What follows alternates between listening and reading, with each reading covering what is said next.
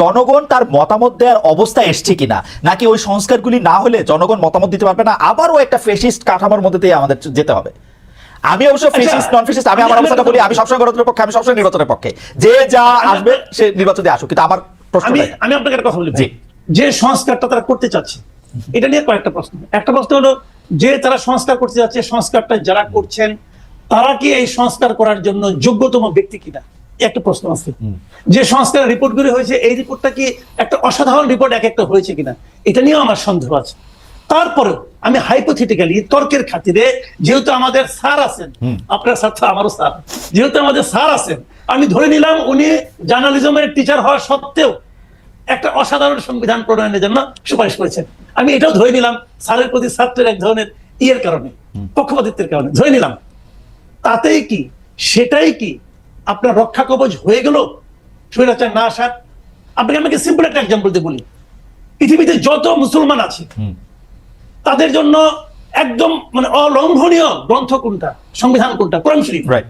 যে কোরআন শরীফের একটা অক্ষর পর্যন্ত এদিক সেদিক করা যাবে না। আপনি মুসলমান, আমিও মুসলমান, অন্য দেয়ালা বাদ দেন। আপনি যেভাবে কোরআনকে ফলো করেন আমি কি সেভাবে কোরআনকে ফলো করি?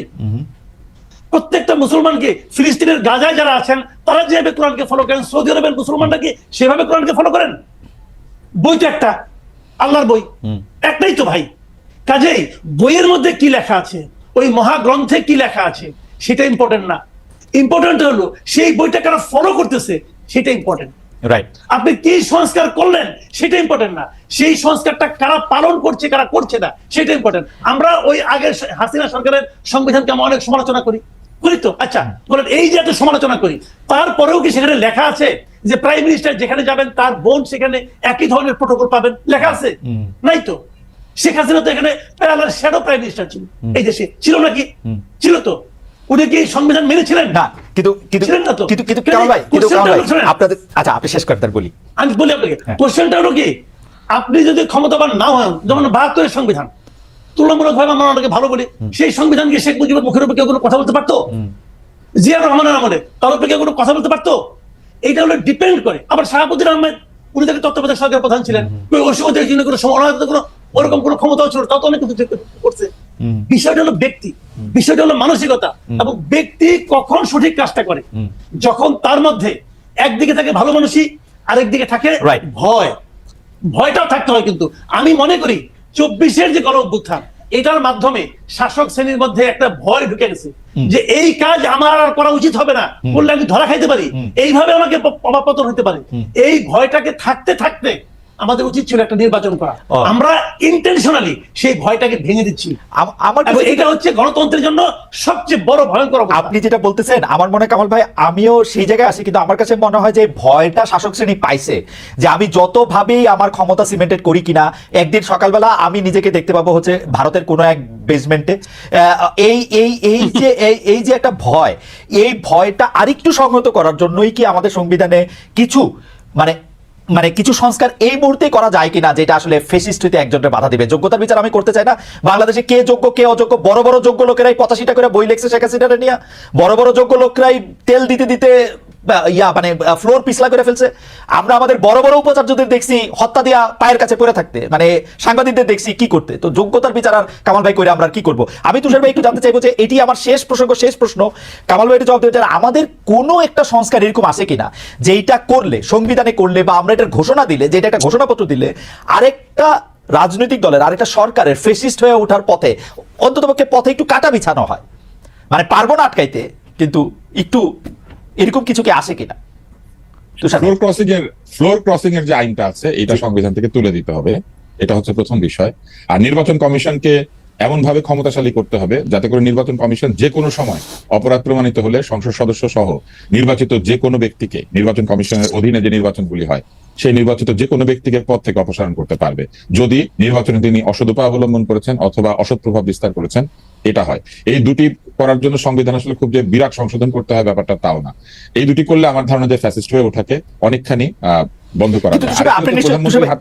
আপনি নিশ্চয়ই খেয়াল করেছেন যে ৭০ অনুচ্ছেদ অর্থাৎ ফ্লোর ক্রসিং এর এটা উঠানো না উঠানোর ব্যাপারে বিএনপি এনসিপি এই প্রথম কোনো কিছুতে একমত। বিএনপি এনসিপি জামাত ইসলামী সবাই একমত যে আমরা ৭০ উঠে চাই না। আমার সাথে আবার কথা বলার সময় তারা বলে কি যে না অর্থ বিলের ক্ষেত্রে শুধু আমরা বলছি, আমি বলি আরে ভাই সরকারি দলের সব বিলই তো অর্থ বিল। এইটা আবার আমাকে বুঝাইতে আসে যে সরকারি বিলের সব দল অর্থ বিল, মানে কই যে যাবো। ওরা অর্থ বলতে টাকা বুঝেছে, ট্রেজারি বিল মানে যে ট্রেজারি বেঞ্চ, সরকারি দলকে যে ট্রেজারি বেঞ্চ বলে, এটা তো অনেক আমি সোজা গোদা বাংলায় বুঝায় বললাম যেটার সাথে টাকা পয়সা জড়িত, এইটা ছাপাই তো টাকা লাগে, সুতরাং এটা অর্থ বিল। তাও ব্যাপারটা তো তা না। মানে এবং যে তাহলে বুঝতেই পারছেন সংবিধান যারা বদলাতে চায়, ছুড়ে ফেলে দিতে চায়, তারা এরকম ছোট ছোট জিনিস নিয়ে আসলে সম্মুখ, এবং 70 ব্যাপারে তারা সবাই একমত যে 70 থাকবে, 70 রাখতে হবে না। 70 আসলে রাখা একেবারে ঠিক না। এই সংবিধানের সবচেয়ে অগণতান্ত্রিক বিধান হচ্ছে 70 অনুচ্ছেদ। আমি আমার নেতা যদি পাগল হয়ে যায়, আমি তার বিরুদ্ধে ভোট দিতে পারবো না, কারণ আমার দল মনে করেছে তিনি হযরত। তো এইটা হলে তো বিরাট সমস্যা। এইটা যদি থাকে, যে কোনো কেউ স্বৈরাচারী হয়ে উঠতে পারে, এক। আর দুই হচ্ছে যেটি আমি বলেছি যে নির্বাচন কমিশনকে এমন ভাবে শক্তিশালী করতে হবে। এখন কিন্তু নির্বাচন কমিশন কোনো রায় দিতে পারে না, রায় দিতে আদালতের কাছে যেতে হয়। নির্বাচন কমিশন প্রার্থিতা বাতিল করতে পারে না, আদালতে গিয়ে লোকজন বসে থাকে। এটা কেন হবে? নির্বাচন সংক্রান্ত সকল কিছু নির্বাচন কমিশন সরাসরি করতে পারবে, এটা করা উচিত। আর নির্বাচনে অর্থ খরচ করলেই প্রার্থিতা স্থগিত হয়ে যাবে, বাতিল হয়ে যাবে, বন্ধ হয়ে যাবে। এটা করার জন্য কিন্তু এখন কোনো কিছু লাগে না ভাই। স্টারলিংক আনতে পারছেন, এখন জিপিএস স্যাটেলাইট দিয়ে শুধু যে ভূমি দেখে তা না, উপর থেকে ছবি তোলা যায়, কে কয়টা পোস্টার ছাপিয়ে ঝুলিয়েছে এটা আকাশ থেকে গোনা যায়। ড্রোন দিয়ে খালি ছবি না দেখিয়ে ড্রোন দিয়ে যে কোনো এলাকাতে গুনে ফেলা যায় যে প্রার্থী আসলে কয়টা পোস্টার ছাপিয়েছে। ফলে এগুলো যদি বলে, এগুলা বললে আসলে অদ্ভুত। আমার মনে হয় সংস্কার বলে দিতে পারে। আমার মনে হয় সংস্কারের প্রসঙ্গটা একটু কামাল ভাইয়ের কাছে একটু জানতে চাইবো যে তার আগে কামাল ভাই ইন্টারেস্টিং, আমি একটু কমেন্ট বক্সের মধ্যে থেকে সাইমুম ইমতিয়াজ উনি বলছেন, খালেদ ভাই কমেন্ট বক্স পড়ছেন বোধহয়, দেশের মানুষ মনে প্রাণে ভীষণভাবে প্রফেসর ইউনূসকে চাচ্ছে, এক্ষেত্রে গণভোট করে তাকে ক্ষমতা রাখা যায় কিনা অতীতে জিজ্ঞেস করে দেখেন, জনগণের চাওয়াটা এমনই। আরেকজন অনেকবার লিখেছেন খালেদ সাহেব কমেন্ট বক্স পড়েন, সাহস থাকলে। পড়লাম, সাহস আছে কিনা জানি না। কামাল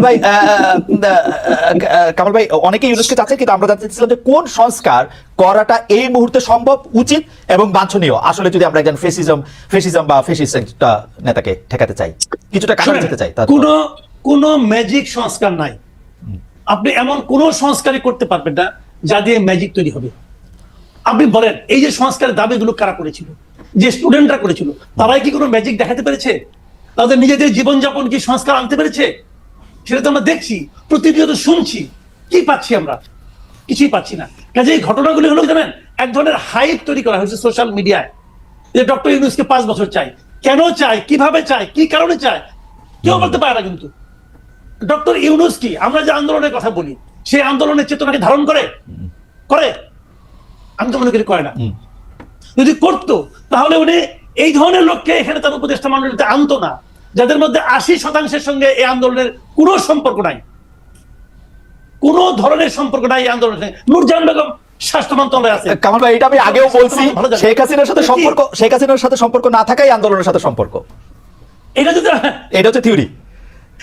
নূরজাহান বেগমের সাথে শেখ হাসিনার ইউনূস সাহেবের এগেইনস্টে করা মামলা, ইউনূস সাহেবের পাশাপাশি নূরজাহান বেগম যে থাকছেন, এর জন্য উনি 2টা মন্ত্রণালয়ের উপদেষ্টা হইতে পারেন, মাত্র তো একটা হয়েছেন।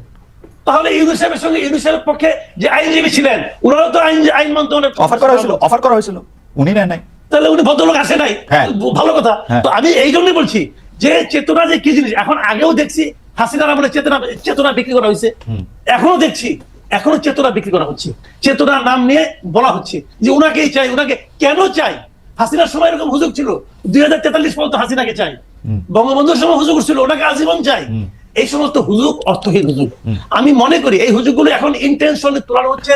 এবং ওই যে আমি বলি না যে আমাদের বিদেশে একজন ব্রাহ্মণ পীর আছেন, ওনার কিছু মুরিদ আছে এই দেশে, তারা এখানে মিলায়। কামাল ভাই, আপনিও তো ইউনূস সাহেব আসার 1-2 সপ্তাহের মধ্যেই বলতে শুরু করছেন নির্বাচন চাই, উনাদের এই ভুল ধরতে। হ্যাঁ, বলবো তো, আমি কেন বলবো? আপনিও তো মনে করি ইউনূস সাহেব যত তাড়াতাড়ি নির্বাচন দিবেন, উনি তত কম বিতর্কিত হবেন।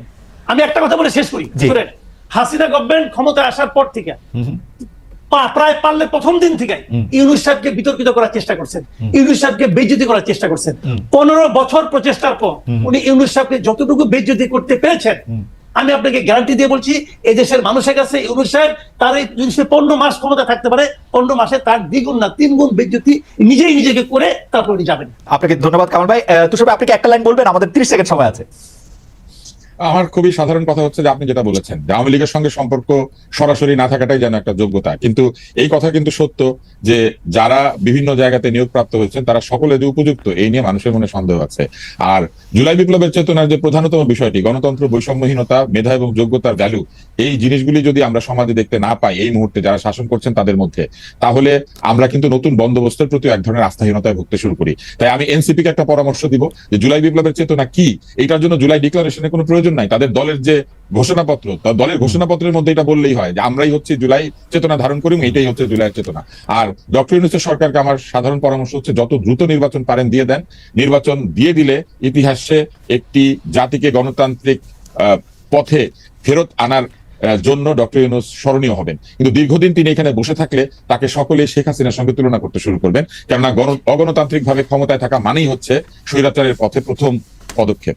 তুষার ভাই এবং কামাল ভাই, আপনাদের দুজনকেও অনেকে, মানে আমি অনেক ধন্যবাদ দিতে চাই, কিন্তু অনেকে মনে করতেছেন যে আপনারা বিএনপিকে ক্ষমতায় আনার জন্য মরিয়া।